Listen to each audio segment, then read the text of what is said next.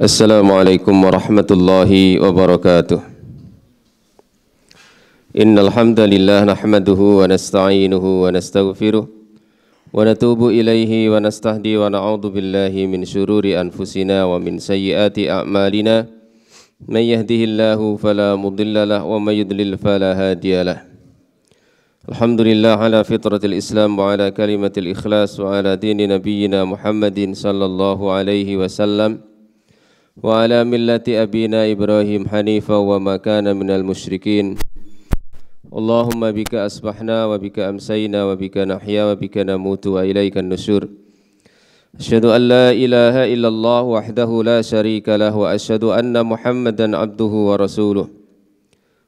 Allahumma salli ala Muhammad wa ala ali Muhammad kama sallaita ala ali Ibrahim innaka Hamidum Majid.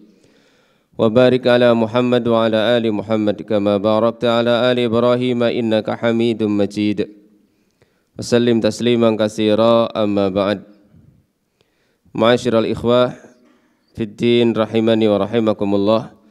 Alhamdulillah, pagi hari ini kita lanjutkan membaca kitab Mukhtasar Minhajil Qasidin lil Imam Muhammad Ahmad bin Abdurrahman bin Qudamah Al-Maqdisi rahimahullahu ta'ala. Kita melanjutkan pembahasan tentang afatul kalam, yaitu penyakit-penyakit yang ada dalam pembicaraan, di mana kita masih membaca penjelasan beliau tentang ghibah, bahwa ada 4 kondisi di mana ghibah ini mendapatkan rukhsah untuk boleh dilakukan. Yang pertama adalah dalam masalah kedzaliman. Orang yang dizalimi maka boleh menceritakan tentang kondisi orang yang menzalimi walaupun itu berupa aib. Kemudian yang kedua adalah dalam rangka untuk merubah kemungkaran dan membantah orang yang melakukan maksiat. Yang ketiga adalah dalam rangka meminta fatwa. Maka boleh seperti yang pernah terjadi pada zaman Nabi SAW, ketika istri Abu Sufyan datang menemui Nabi SAW untuk meminta fatwa, karena Abu Sufyan ini orangnya sangat pelit, sehingga bolehkah mengambil harta Abu Sufyan tanpa sepengetahuannya. Maka Nabi memberikan fatwa, boleh. Kemudian yang keempat yang dibolehkan adalah untuk memperingatkan kaum muslimin yang lain dari kejahatan orang itu atau dari kefasikan dan kebid'ahan orang tersebut. Masih lanjutan dari tahdhirul muslimin, yaitu mengingatkan kaum muslimin, wa kadzalika idza arafta min abdika as-saraqah awil fisqa fatadhkuru dzalika lil mushtari. Ketika engkau mengetahui bahwa hamba sahayamu, budakmu itu pernah melakukan pencurian atau kefasikan, maka sebutkan hal itu kepada orang yang akan membeli. Wa kadzalikal mustasyar fit tazwij, begitu pula orang yang diajak musyawarah dalam proses pernikahan. Ketika ada orang yang akan menikahi wanita atau wanita yang dilamar oleh laki-laki, saat kita dimintai pendapat atau diajak musyawarah, maka boleh kita menyebutkan aib secara umum. tidak secara detail. Lahu an yadhkura ma ya'rifuhu ala qasdin nuskhi. Boleh bagi dia untuk menyebutkan apa yang ia ketahui dengan maksud untuk memberikan nasihat lil mustasyir, bagi yang mengajak kita bermusyawarah. La ala qasdil waqi'ah, bukan dalam rangka maksud menjatuhkan.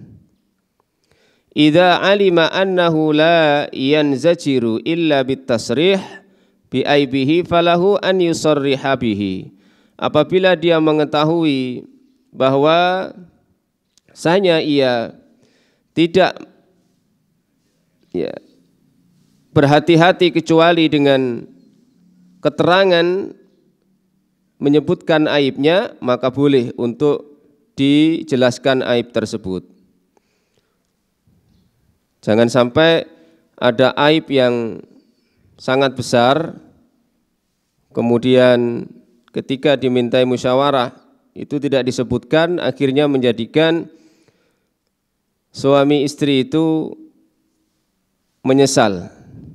Ternyata kita yang tahu kondisinya tidak ceritakan itu, dan menjadi penyesalan bagi kedua pasangan tersebut. Maka boleh ketika kita dimintai pendapat, ada orang yang akan menikah, maka disampaikan apa yang kita ketahui tentang orang tersebut. Kemudian al-khamis, yang kelima, an yakuna ma'rufan bilaqabin. Boleh seseorang menghibah dengan memberikan laqab jika memang ia dikenal dengan laqab tersebut, dengan julukan tersebut. Ia memang dikenal dan tidak menjadikan dia sakit hati ketika disebut dengan julukan itu. Kal a'raj, seperti memang fisiknya pincang dan dia sejak kecil dijuluki dengan a'raj, ya, si pincang, dan tidak masalah bagi dia. Wal a'mash, a'mash ini orang yang penglihatannya agak kabur, ya, atau yang sering keluar air matanya. Fala isma'ala man yadhkuruhu bihi, maka tidak dosa atas orang yang menyebutkan orang tersebut dengan julukan itu. Wa in wajada an dzalik ma'dilan kana aula. Kalau memang dia mendapati sesuatu yang bisa memalingkan dari julukan itu, maka itu lebih utama. Apalagi misalnya dalam rangka untuk mencari orang, kemudian ternyata orang itu ciri-cirinya memiliki cacat tubuh.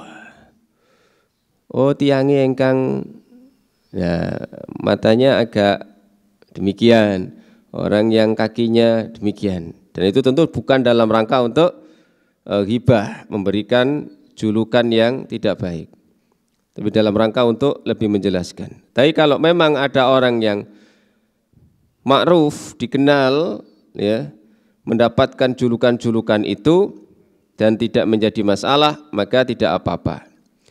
Waqad ruwiya 'anin Nabi sallallahu alaihi wasallam. Di sini riwayatnya adalah sangat lemah.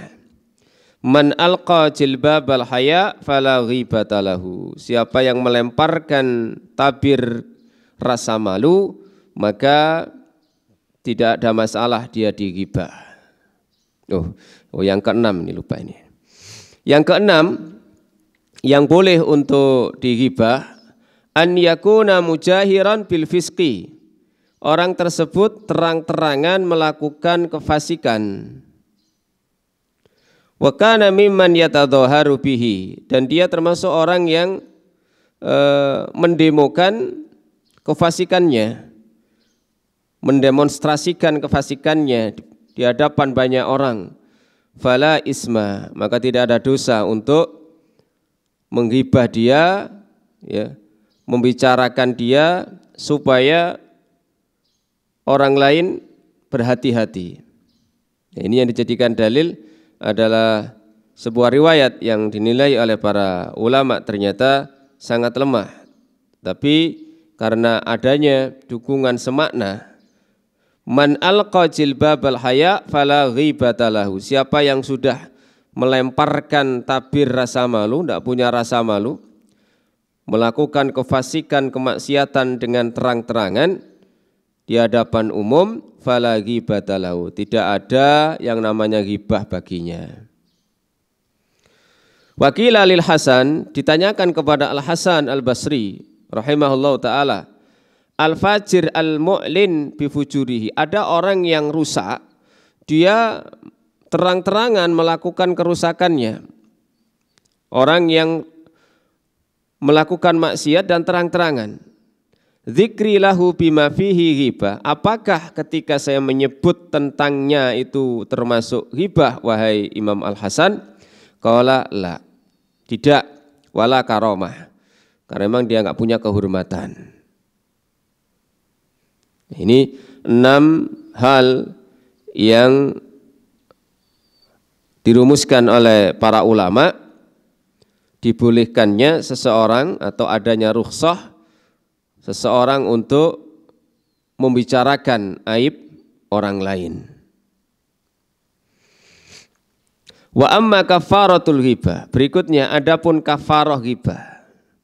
Bagaimana cara menutupi, menghapus dosa ghibah ini? Ghibah adalah dosa besar. Kafarah artinya menutupi.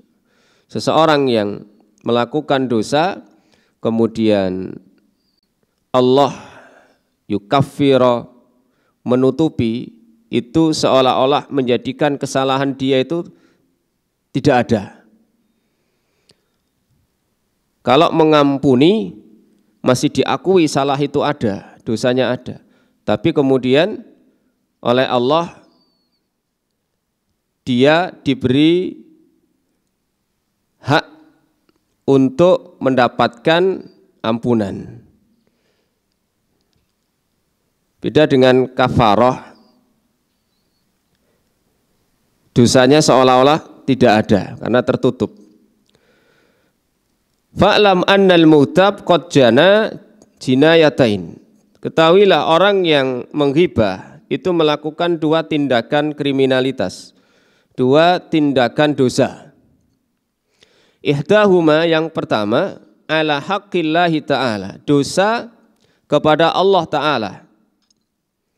Kenapa orang yang ghibah itu melakukan 2 jenis dosa sekaligus?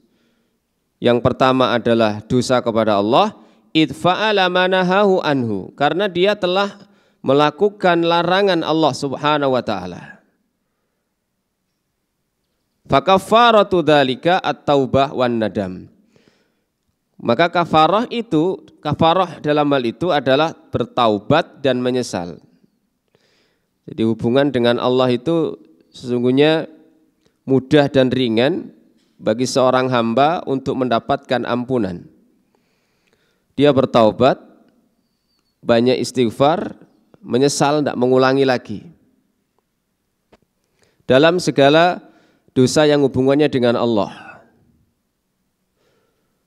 Atau bisa jadi Allah nanti di akhirat akan dengan serta-merta mengampuni secara langsung tanpa ada sebab.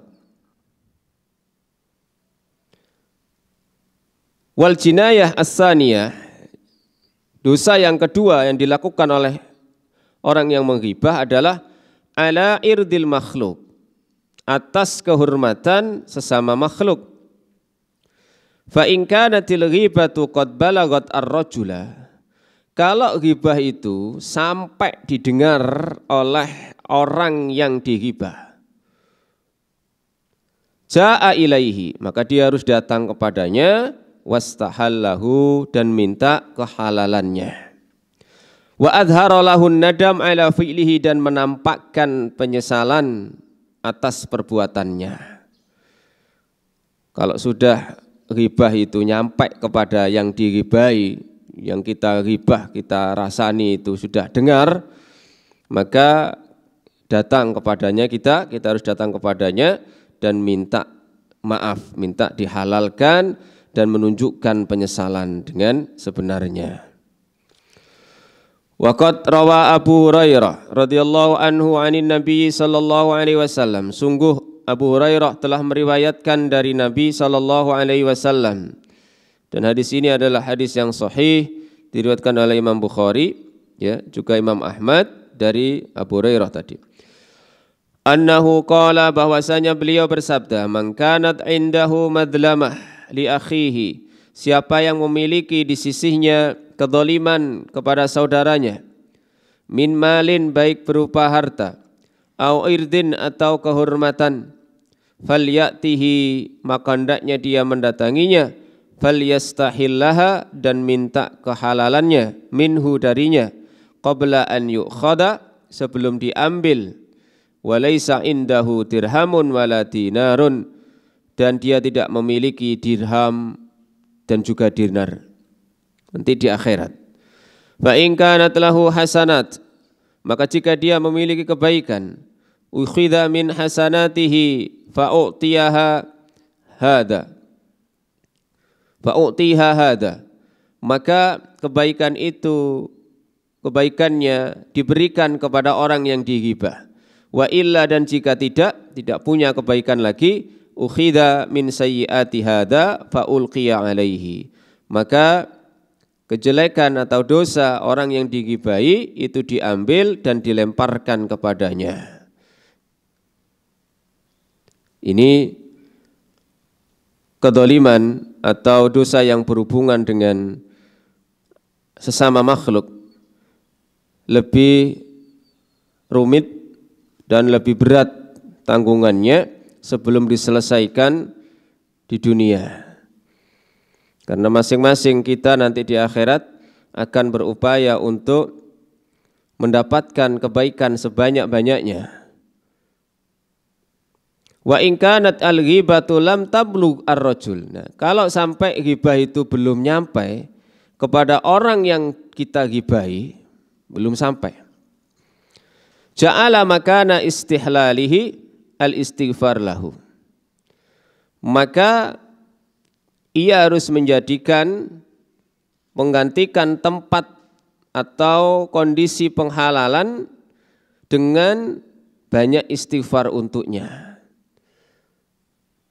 Jadi diganti dengan istighfar. Kalau tadi ketika ghibah kita sudah didengar, maka kita datang minta penghalalan. Kalau belum didengar, maka gantinya adalah dengan istighfar untuknya. Allahumma ighfir lahu. Allahumma ighfir lahu, ya Allah ampunilah dia. Li alla yukhbirahu bima la ya'lamuhu fayuwaghiru sadrahu. Supaya dia tidak mengkhabarinya dengan apa yang dia ketahui sehingga mempersempit dadanya. Kalau memang sudah tidak tahu, tidak sampai, sudah tidak usah diberitahu. Kita sudah banyak istighfar untuknya. Sebenarnya kalau malah kita beritahu, wah, dia malah bisa jadi ngamuk dan dadanya akan sempit. Waqad warada fil hadis kafaratu man igtabtahu an tastaghfira lahu. Kafarah orang yang kamu ghibah adalah engkau istighfar untuknya. Wa qala Mujahid kafaratu aklika lahma akhika. Mujahid mengatakan kafarah ketika engkau makan daging saudaramu adalah antusniya alaihi wa tad'u lahu bi khairin. Engkau memujinya dan mendoakan kebaikan untuknya. Wa kadzalika in kana qad mata. Begitu juga ketika yang kita ghibah itu sudah meninggal. Istighfar untuknya. Sebagian ulama lebih merinci lagi, kalau kita ghibah itu di majelis, ada teman-teman kita yang duduk di situ, maka kita harus memulihkan nama baik orang yang kita ghibah dengan di tempat atau di majelis yang sama saat kita menghibahnya. Jadi dengan memujinya, dengan meralat ucapan dia di majelis yang sama, supaya orang-orang yang pernah mendengar ghibah dia ini juga ikut menetralisir atau memulihkan suasana.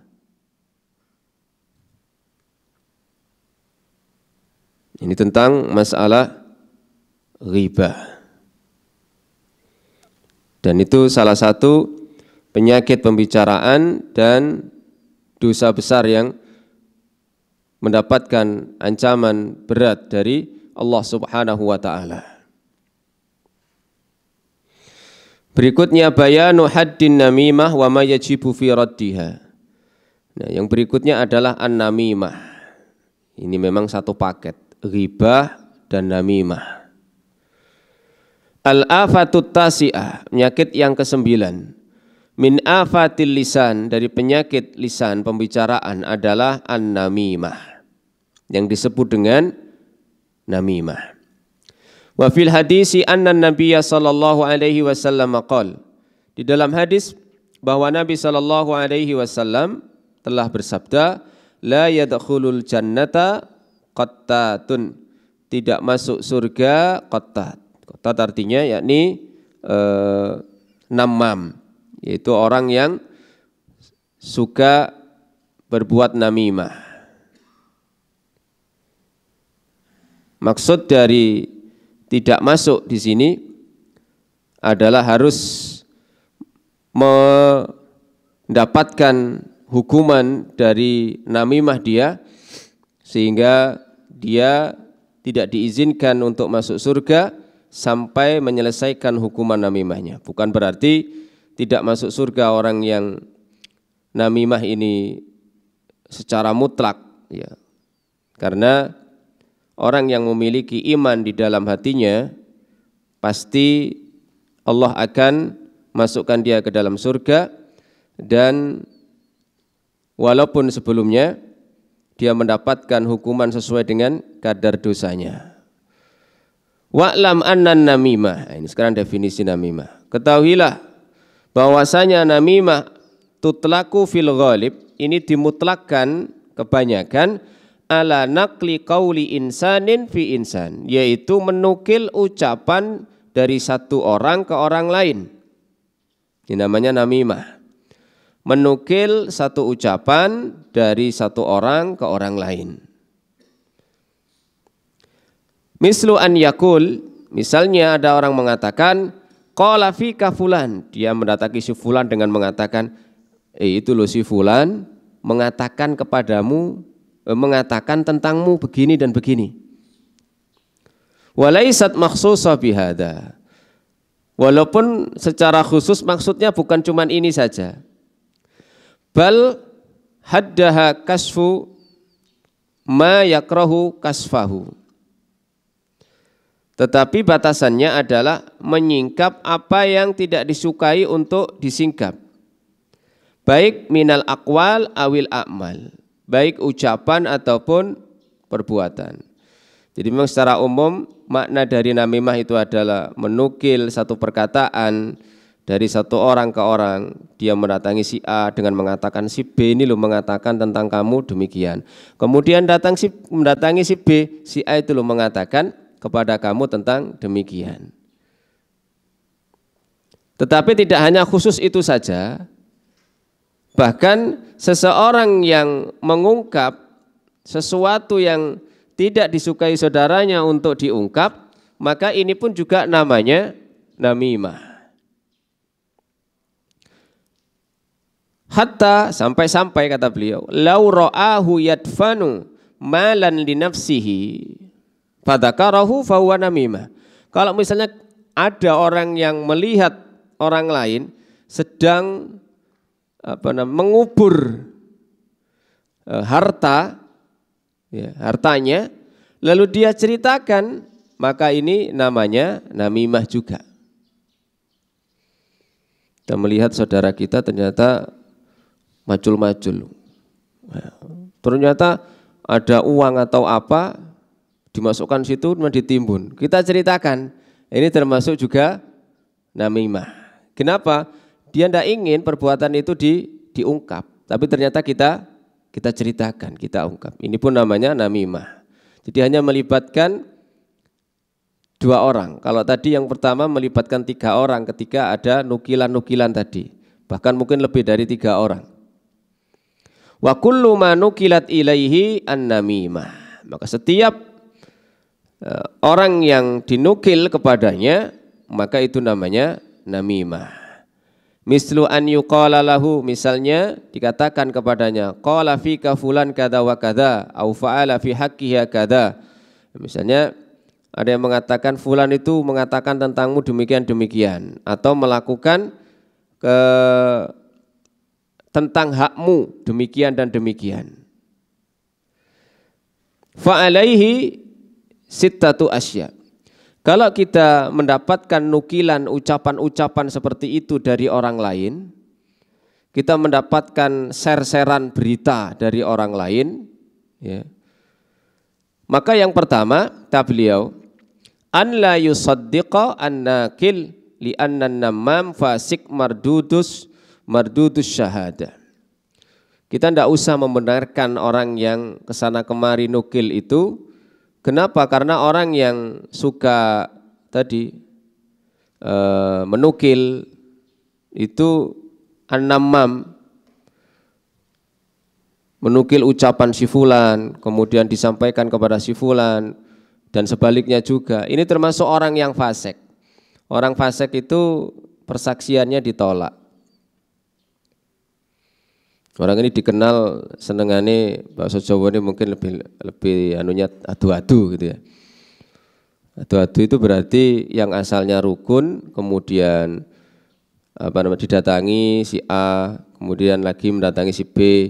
Akhirnya 2 orang ini jadi tidak rukun. Ini adu-adu. Nah, orang yang suka seperti itu kalau sampai datang kepada kita menukil berita, enggak usah dipercaya. Asani an yanhahu an dzalika wa yunsihuhu. Kemudian kita larang dia dari hari itu dan dinasehati. Yang ketiga, an yubghidahu fillah. Kita membencinya karena Allah, fa innahu baghidun indallah. Karena dia adalah orang yang dibenci di sisi Allah. Kita menampakkan ketidaksukaan dia, ketidaksukaan kita kepada dia, dan itu karena Allah, karena memang dia orang yang tidak disukai oleh Allah, orang yang dibenci. Yang keempat, an la yadunna bi akhihil ghaib as-su. Jangan memiliki prasangka kepada saudaranya yang tidak ada. Jangan memiliki prasangka yang buruk ketika kita mendapatkan nukilan berupa aib saudara kita yang lain dari seseorang. Dan yang kelima, an la yahmilahu ma haka lahu ala tajassus wal bahs. Jangan sampai cerita yang nyampe kepada kita itu kemudian kita telusuri menjadi tajassus, menjadi memata-matai, kepo, mencari-cari. Liqaulihi ta'ala, berdasarkan firman Allah Ta'ala, wala tajassasu. Janganlah kalian memata-matai. Tadi cerita nih, wah. Kemudian ternyata kita kok kepingin tahu, kepo, akhirnya mencari-cari informasi ini. Padahal itu tidak boleh. As-sadis an la yarda li nafsihi ma naman namam anhu fala yuhka fala yahki namimatahu. Kita tidak boleh ridho kepada dirinya apa yang ia ucapkan berupa namimah tadi. Wa yurwa anna Sulaiman bin Abdul Malik,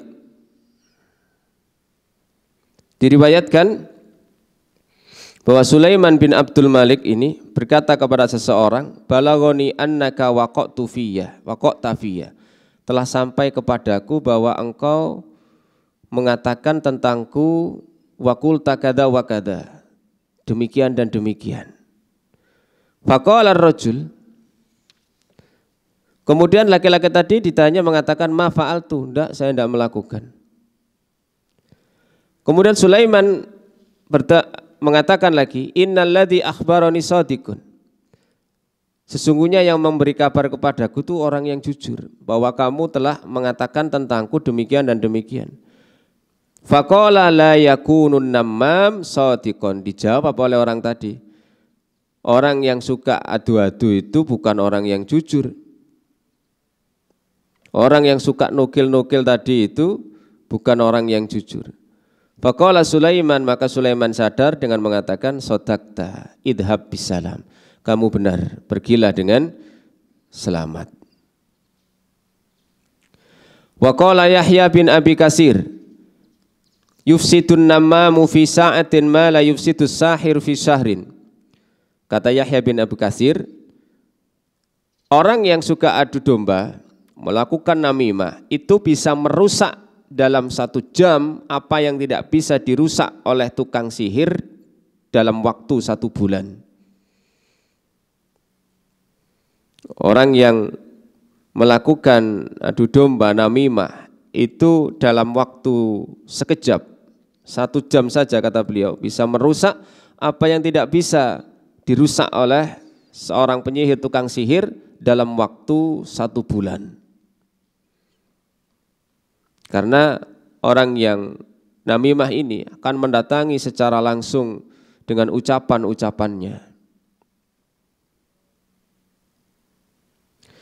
Waqad hukiya anna rajulan, diceritakan bahwa ada seorang laki-laki sawama liyashtariya abdan, ini ingin membeli budak. Faqala maulahu, kemudian majikannya mengatakan, ini abra'ulaka minan namimah wal kadhib. Maka majikannya mengatakan, sesungguhnya aku berlepas diri untukmu dari namimah dan dusta. Artinya kamu kalau nanti jadi budakku, jangan sampai kamu berbuat namimah dan dusta. Faqala na'am ya, anta bari'un minhuma. Ya, engkau akan bisa berlepas diri dari 2 sifat itu. Fastarahu, lalu kemudian membelinya. Faja'ala yaqulu limaulahu. Nah, ternyata enggak selang lama budak ini berkata kepada majikannya, innam ra'ataka tabghi wa taf'al. Sesungguhnya istrimu itu orang yang bengis. Wa innaha turidu an taqtulaka, dan dia ingin membunuhmu. Jadi seorang budak ternyata berupaya mempengaruhi majikan laki-lakinya, tuan laki-lakinya. Setelah mengatakan seperti itu kepada tuan laki-lakinya, wa yaqulu lil mar'ah, mendatangi majikan perempuannya, inna zaujaka yuridu an yatazawwaja 'alaika wa yatasarra. Sesungguhnya suamimu akan nikah lagi dan akan wa yatasarra, akan membeli budak perempuan lagi. Fa in aradti an a'tifuhu alaika, kalau engkau mau wahai tuanku, maka aku akan membujuknya untuk kepadamu. Fala yatazawwaj wa la yatasarra, sehingga tidak nikah lagi dan tidak yatasarra itu menikahi budak lagi. Fakhudhi al-Musa wakhliki sya'ratan min halqihi idza nama. Dengan syarat, ya, nanti tuanku ya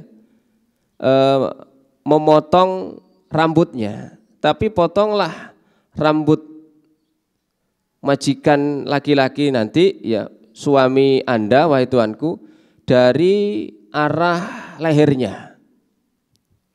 Jadi suruh motong rambutnya sama si budaknya ini, tapi dari arah lehernya ini. Wa qala li zauj, nah, datang lagi kepada tuan laki-lakinya, inna turidu an taqtulaka, wahai majikanku, istrimu akan membunuhmu. idza nimta, kalau engkau nanti tidur. Qala fadhahaba fatanawama laha. Akhirnya majikan laki-laki ini pergi dan pura-pura tidur. Faja'at. Nah, tadi yang istrinya tadi sebenarnya kan menuruti kemauan dari budaknya supaya membawa pisau untuk mencukur rambutnya dari arah lehernya.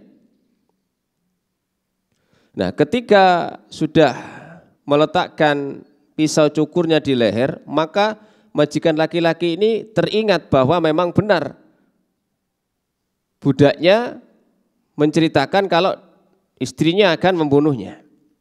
Fa akhadha biyadiha faqatalaha. Lalu kemudian akhirnya tangan istrinya tadi itu diambil, ya, dan ia pun membunuhnya. Faja'a ahluha fasta'addu alaihi faqataluhu. Akhirnya kemudian pihak keluarga perempuan tadi itu mendatanginya dan mereka pun membunuh si laki-laki itu. Dua-duanya mati. Ya. Jadi sampai seperti itu. Makanya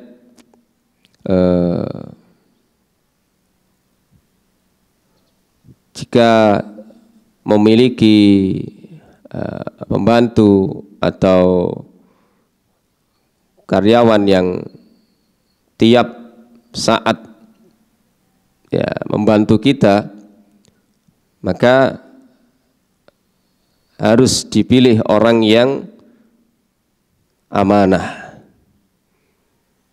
Amanah dari namimah dan dusta. Dulu ketika saya di pondok itu ada kejadian ya pada keluarga besar pengasuh pondok, dan itu ternyata melibatkan nama saya. Dan ternyata di situ ada nama kembar dengan saya, sama-sama mufidnya. Akhirnya saya dipanggil, kemudian ada si fulan yang cerita demikian. Wah, terus kemudian saya minta izin untuk cross check. Ketika cross check, oh duduk mufid awakmu kok, mufid sing iko.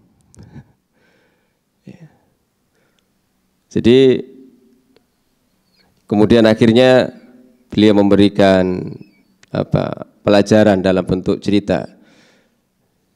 Jadi ketika kami dulu belajar, itu ada sebuah peristiwa atau kejadian, itu biasanya dijadikan sebuah soal karena metodenya dulu misalnya belajar tafsir. Ya.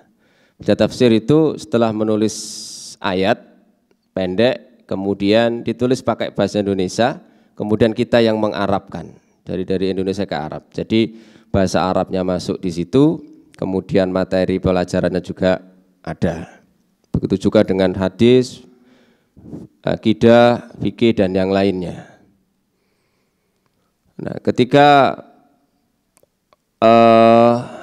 banyak yang sudah mulai futur ya, bosan untuk belajar, sudah mulai agak malas, maka beliau kemudian membuat syair atau menukil syair untuk diterjemahkan dan dibaca bareng-bareng.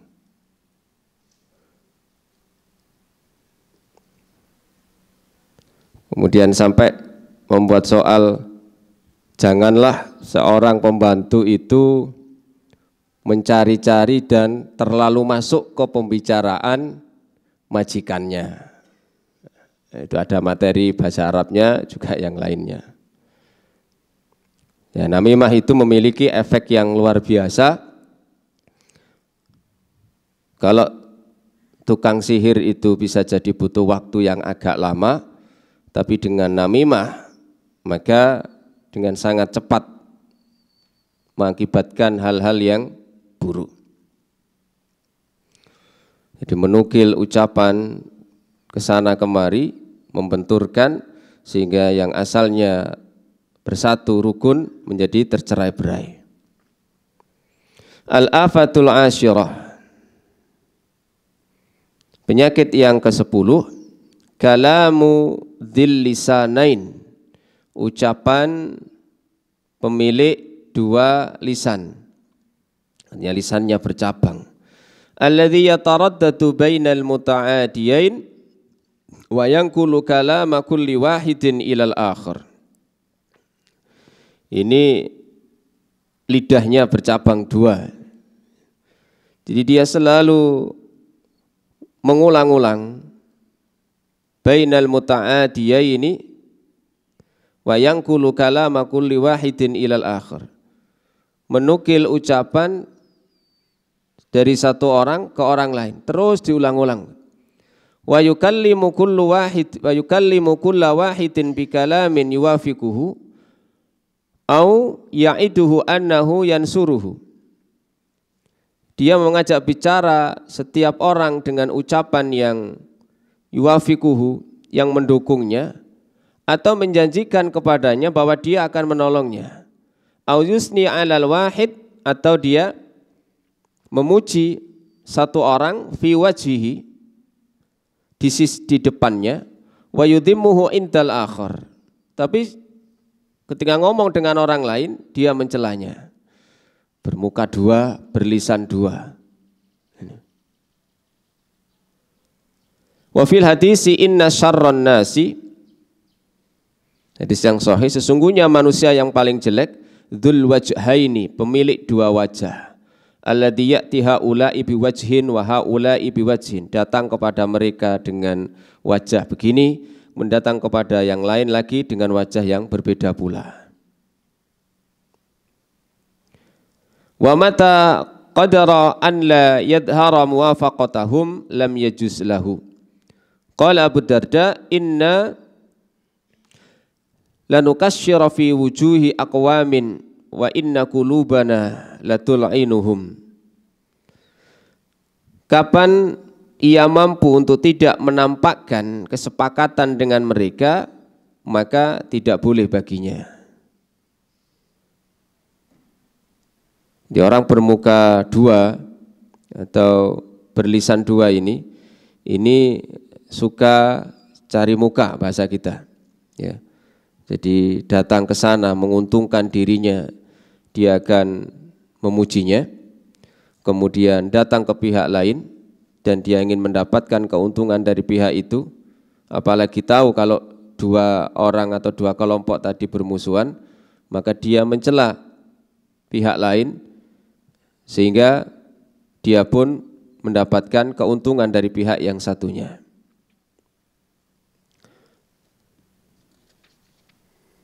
Kemudian satu lagi, al-afatul hadiyata asyara, yaitu yang ke-11, al-madhu, yaitu pujian. Walahu afatun, dari pujian ini akan mengakibatkan beberapa penyakit yang lainnya. Minha ma yata'allaku bil madih, yaitu berhubungan dengan orang yang memuji. Wa minha ma yata'allaku bil mamduh, dan berhubungan dengan orang yang dipuji. Jika kita melontarkan pujian, maka akan memiliki dampak kepada orang yang kita puji atau kita sebagai orang yang memuji.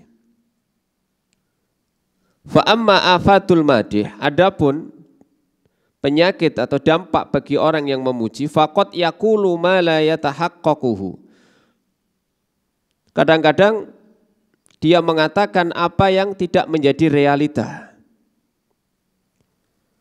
Wala sabila lil ittila'i alaihi, dan tidak ada cara untuk mengetahui. Mislu an yaqul, seperti ia mengatakan innahu wara'un wa zahid. Sesungguhnya ia adalah orang yang wara' dan orang yang zuhud. Waqad yufarritu fil madhi fayantahi ilal kadhib. Kadang-kadang saking semangatnya dia memuji sampai batas dusta. Wa qad yamdahu man yambagi an yudammu. Wa qad yumdahu, kadang-kadang ada orang yang wa qad yamdahu, kadang-kadang ia memuji orang yang layak untuk dicela. Jadi sebenarnya orang ini jelek, tapi ternyata dipuji. Waqad ruwiya fi hadisin innallaha ta'ala yaghdabu idza mudihal fasik. Hadis ini lemah. Sesungguhnya Allah Ta'ala murka apabila orang fasik itu dipuji. Wa qala al-Hasan man da'a li dzalimin bil baqa faqad ahabba an yu'sillaha. Kata Al-Hasan, barang siapa yang mendoakan orang yang dolim dengan keabadian, artinya dengan kelanggengan, berarti dia menyukai Allah itu dimaksiati. Jadi orang yang memuji itu efeknya kadang-kadang dia memuji orang yang tidak layak untuk dipuji. Berarti dia berdusta. Adapun orang yang dipuji, fa innahu yahdusu fihi kibron au ijaban, bisa menyebabkan kesombongan dan ujub. Wahuma muhlikani, dan keduanya hal yang membinasakan. Walihada qala an-nabiy sallallahu alaihi wasallam lamma sami'a rajulan yamdahu rajulan. Karena inilah Nabi pernah bersabda ketika ada orang yang memuji orang lain. Wailaka kotok ta'unuqa sahibika, celaka kamu. Ketika kamu memuji temanmu itu, kamu sama artinya dengan memotong leher saudaramu itu. Wa huwa masyhur, dan ini masyhur. Artinya dengan memuji orang secara terang-terangan ini dampaknya juga tidak baik. Sehingga kita dapati para ulama kita ketika dipuji di hadapan banyak orang, maka mereka justru tidak suka. Waqad rawaina 'anil Hasan, dan kami telah meriwayatkan dari Al Hasan qala kana Umar radhiyallahu anhu qaidan. Umar itu pernah dalam kondisi duduk, wa ma'ahu ad-durrah, dan bersamanya semacam jagung atau gandum. Wan nasu haulahu, dan manusia bersamanya. Idza aqbalal jarud, al-jarud kemudian datang, faqala rajulun, kemudian ada laki-laki yang mengatakan, hadza sayyidu Rabi'ah, ini adalah Sayyid Rabi'ah. Fasami'aha Umar wa man haulahu, Umar mendengar dan orang yang di sampingnya juga mendengarnya, di sekitarnya. Wa sami'ahal jarud, dan Jarud pun mendengarnya. Falamma dana minhu khafaqahu bidurrah, ketika mendekat maka dilempar dengan tadi jagung atau gandum tadi. Faqala mali walaka ya Amirul Mukminin, apa salahku kepadamu wahai Amirul Mukminin? Qala mali walaka ama sami'taha. Qala sami'tuha fama. Qala khasyitu an yukhalita qalbaka minha syai'un fa ahbabta an ata'ata minka. Lalu kemudian Umar menasihati, tidakkah kamu mendengar apa yang dia ucapkan tadi dengan memujimu? Ya. Kalau engkau mendengarnya, ya, maka aku khawatir bahwa hatimu akan dicampuri sesuatu, dan aku tidak ingin engkau dengan itu merasa nyaman. Jadi Umar ini menegur orang yang memuji secara langsung di hadapan orang yang dipuji. Wali annal insana idza asna alaihi bil khair radiya anhu nafsahu. Sebab orang itu apabila ada orang yang memuji dengan kebaikan, maka jiwanya akan senang. Wa dhanna annahu qad balagal maqsud, dan dia mengira sudah sampai kepada maksud itu. Fayafturu anil amal, sehingga dia pun kemudian tidak mau beramal lagi. Walihada qala, karena inilah Nabi bersabda, qatok ta'unuqa sahibika, engkau telah memotong leher saudaramu. Ketika ada orang yang memuji bahwa misalnya dermawan atau sifat-sifat baik yang lainnya, maka orang yang dipuji itu mengira dia sudah sampai pada derajat tersebut. Padahal belum, sehingga dia kemudian tidak meningkatkan kedermawannya lagi, kebaikan-kebaikannya lagi, karena sudah merasa mendapatkan pengakuan berupa pujian. Naudzubillah sampai muncul ini kiber dan ujub. Fa amma idza salimal madhu min hadhil afat, apabila pujian selamat dari penyakit-penyakit tadi, efek-efek tadi, maka tidak apa-apa. Faqad asnan Nabi sallallahu alaihi wasallam ala Abi Bakrin wa Umar radhiyallahu anhuma wa ghairihima minas sahabah. Kenapa? Karena Nabi juga memuji secara langsung Abu Bakar, Umar dan yang lainnya dari kalangan sahabat. Kenapa? Karena aman dari dua hal tadi. Apa yang disampaikan Nabi memang realita, fakta bahwa Abu Bakar itu memang sahabat terbaik. Ya. Ketika pernah ditanya, siapa hari ini yang puasa? Semuanya nggak ada yang ngajung, Abu Bakar ngajung. Siapa hari ini yang menjenguk orang sakit? Nggak ada yang ngajung, Abu Bakar. Siapa yang hari ini mengantar jenazah? Tidak ada, Abu Bakar yang melakukan. Maka kemudian dipuji oleh Nabi SAW. Sesuatu yang memang realita, bukan mengada-ada. Yang kedua, yang dipuji itu memang selamat dari kiber dan ujub tadi.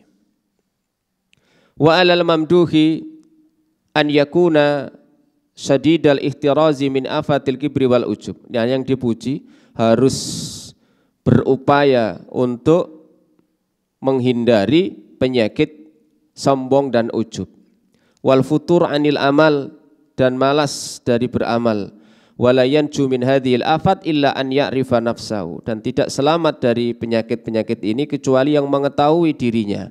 Wa yatafakkar, dan memikirkan fi annal madih, bahwa yang memuji law arafa minhu ma ya'rifu min nafsihi ma madahahu. Kalau seandainya tahu hakikat dirinya, dia tidak akan memujinya. Dan yang terakhir kalimat beliau, wa qad ruwiya anna rajulan minas shalihin usniya alaihi. Diriwayatkan ada seseorang dari orang-orang yang saleh dipuji. Lalu dia mengatakan, dan insya Allah ini banyak kita baca pernyataan seperti ini, Allahumma inna haula'i la ya'rifuni wa anta ta'rifuni. Ya Allah, sesungguhnya orang-orang yang memujiku itu tidak tahu hakikat diriku. Engkaulah yang tahu hakikat diriku. Atau tadi yang sebelumnya, kalau seandainya mereka tahu hakikat diriku, niscaya yang banyak salah ini, niscaya mereka tidak akan memujiku. Sehingga dengan demikian bisa menyelamatkan dirinya dari kesombongan dan ujub. Ya. Wallahu a'lam bishawab. Ini sudah dapat kami sampaikan pagi hari ini. Mudah-mudahan menjadi ilmu yang bermanfaat. Kita tutup dengan doa kafaratul majlis. Subhanakallahumma wa bihamdika, asyhadu an la ilaha illa anta, astaghfiruka wa atubu ilaik. Assalamualaikum warahmatullahi wabarakatuh.